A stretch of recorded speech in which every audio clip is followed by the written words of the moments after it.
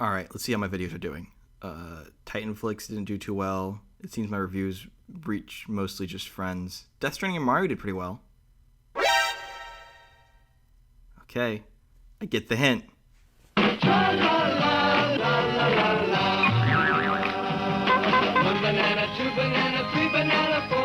I've actually been planning on doing this as a follow-up to Crashbox for a while now. I'm so sorry it took this long to get out. The show was just that hard to find. That alone took like 2 weeks of searching. As far as I can tell, no one else on YouTube has made a video talking about the Banana Split show itself. I could be wrong, but if not, hey, go me, I did a thing. If you grew up when I did and watched Boomerang, this show probably looks vaguely familiar to you. The Banana Split is definitely a less intense show than Crashbox, but hit my mental health way harder. The Banana Split's Adventure Hour is about 20 minutes in length, which tells me either the version of the show I found is cut, or the show had 40 minutes worth of ads. That's predatory. They're children.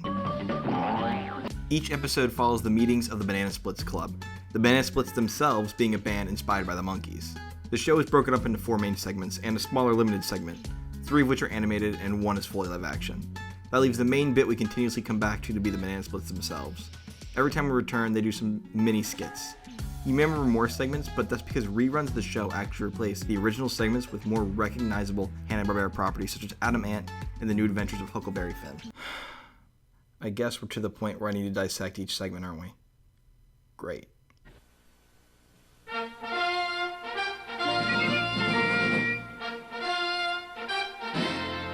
So first things first, there are 4.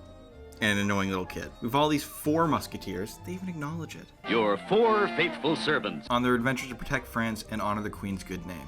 It's just your basic Hanna-Barbera adventure cartoon, but not gonna lie, it's kinda nice to follow something other than, teens trying to solve a mystery. It's a Villain of the Week show, and the characters were given some weird quirks. The musketeers are led by D'Artagnan. For some reason, this guy is really, really strong.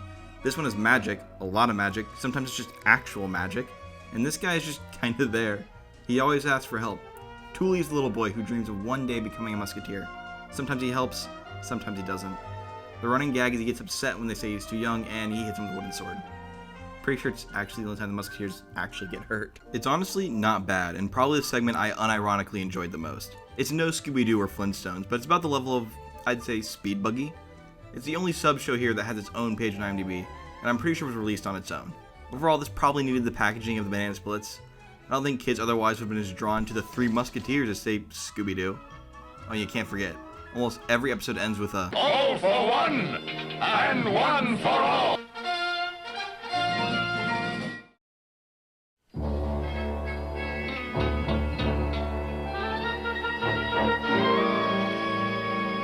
I feel like this needs to be addressed. Our lead, Prince Turhan, is white. You can say this is the color they used until you see all of the other characters. Yikes. The Arabian Nights follows a group of heroic inquisitors on their quest to overthrow a tyrannical warlord. A sentence I never thought I'd say about a Hanna Barbera cartoon. But hey, the first episode's actually an origin story. We don't get that very often with cartoons. I mean, if we do, it's usually much later than the first episode. They claim the story is based on 101 Nights, better known in the West as the Arabian Nights. It's this collection of Middle Eastern folklore. Yeah, I don't see it. The members of the Arabian Nights are the prince, a magician, a very, very strong man, the prince's cousin who's a master of disguise, a shapeshifter, and a donkey whose tail you don't want to pull. Come here, beast! Got him!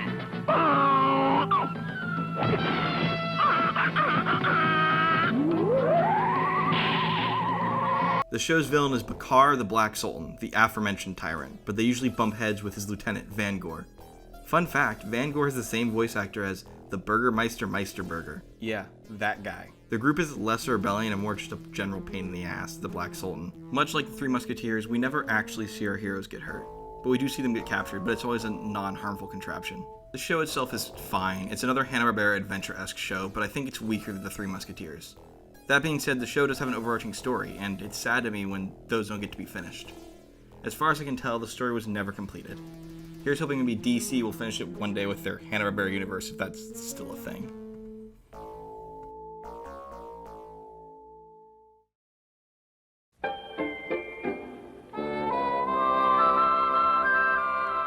This show is a bit of an oddity in the Banana Splits, meaning this one feels genuinely educational. The characters are a father and his 2 teenage children. They shrink down to size for insert reason every episode and explore whatever area they're in. Along the way, the father teaches his kids about the different insects and bugs you can find in whatever biome they're in. Think the Magic School Bus with a Hanna Barbera adventure twist. A cool fact about this one is the father's played by Don Messick, the legendary voice of Scooby-Doo himself. There's nothing overly remarkable about this segment, and it's easy to see why there were only 4 episodes. I found myself the most bored here. However, the show is available on YouTube, so if you're really that interested in this really weird part of the show, you can find it there. For some reason, the internet insists this segment was part live action, but I don't see a bit of it. It's completely animated. There is, however, one live action segment in the Banana Splits.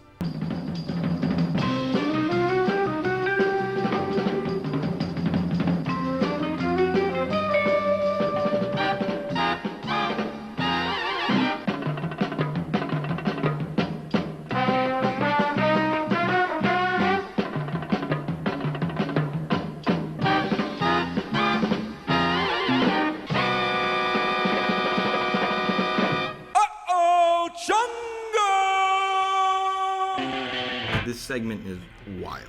This is full live action. Whoa, whoa, whoa, whoa! This show is nuts. It doesn't feel like there's a cinematographer involved here, and they just told the cameraman to do whatever he thought was necessary. We follow this scientist looking for the same lost city his brother was searching for when he went missing on, you guessed it, Danger Island. The issue is his pirate also wants to find it. I honestly can't describe the plot to you any more than I just did, because it's pretty much all of it. Watching this show is so surreal. It's live action, but they try to give it that Hanna Barbera feel. It's bizarre, and I adore it. None of these actors look comfortable with what's happening. Oh, here's something I noticed. I'm pretty sure they just straight up fight animals on screen in this. Like, that is not a fake cheetah. I never thought in a million years I'd see a man punch a shark in a Hanna Barbera show. I know the rules were less strict back then, but this could not have been this loose. They use a lot of sound effects you'd expect from a Hanna Barbera cartoon on these live action characters, and this is unedited. This is what it looks like in the show. Did I mention this is nuts? The fact this was a genuine adventure serial on a children's show is kinda neat though. I don't think that was really a thing at the time, so this may have been the first instance of a children's serial. Which, did it have to be Danger Island? Every episode ends with a cliffhanger, kinda leaving you hanging till next week for the next episode. However, sadly, the show ends with a literal cliffhanger, leaving this Shakespearean masterpiece unresolved. The Banana Splits present the Banana Splits. And now, here's the Banana Split. Finally, the title characters of the show. We always start the show with them bringing us into a Banana Splits club meeting. We have Fleagle, the leader of the group, Drooper, the kinda lovable idiot, Bingo, he's just sorta there, and Snorky, who is a literal rage monster. I love their little hats. This lovable batch of idiots is a band. Their only real purpose for being a band is so that they can sing in the show. Duh. The music is weirdly good.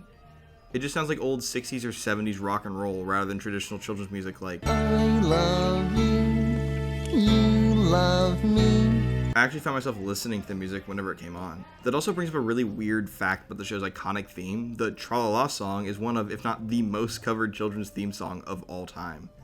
One look at Spotify or Apple Music and look, there it is.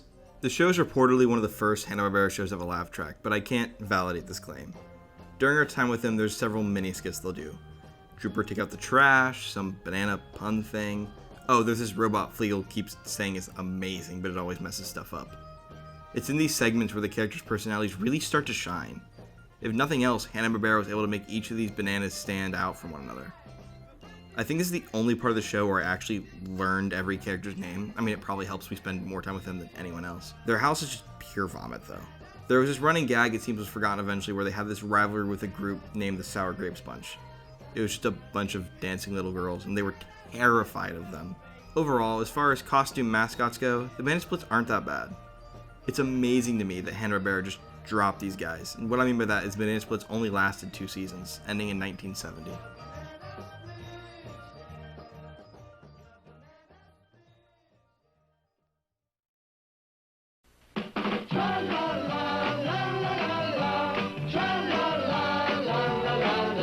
Even though the show ended, Hanna-Barbera didn't let go of the property for quite a while. They had educational films produced from 1978 through 1982 with the brand. Before this though, in 1969, Gold Key Comics purchased the rights to produce a Banana Splits-based adventure. There were only 8 issues, and I guess it followed the band either trying to find gigs or on the road in between gigs. I tried to find evidence of the comics somewhere, but the internet seems to have completely forgotten about them. Oh wait, here's some... Yeah, I'm not buying that to review it. They also made a TV movie named The Banana Splits in Hocus Pocus Park.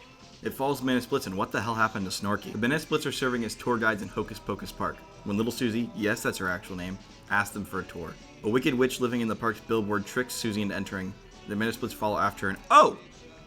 So yeah, this film is animated, and only about 40 minutes. The first half of the film feels very Roadrunner. We follow the Wicked Witch's henchmen, Hocus and Pocus, as they continuously fail to capture the Splits. The second half follows the Banana Splits trying to get into the castle to save Susie before their concert at the park that night. Thankfully, the Banana Splits manage to escape, Hocus and Pocus learn to work together, and they make it to their concert. This was the last piece of media from Banana Splits that wasn't educational for decades. That is until 2008, when Warner Bros. Attempted a relaunch of the franchise with a series of shorts on Cartoon Network and 13 new music tracks. Yeah, it didn't turn out too well. There's even a section in the Hard Rock Park on Myrtle Beach named Banana Splitsville. However, it was later rebranded and finally closed indefinitely in 2009.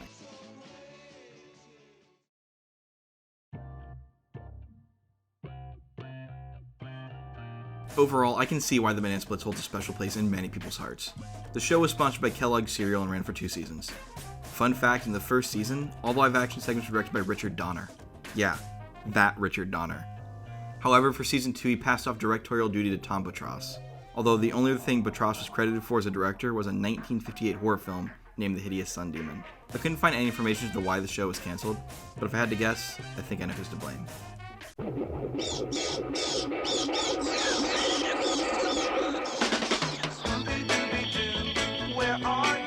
Scooby-Doo, Where Are You? Came out a year after the Banana Splits, and Hanna Barbera went all out due to its success.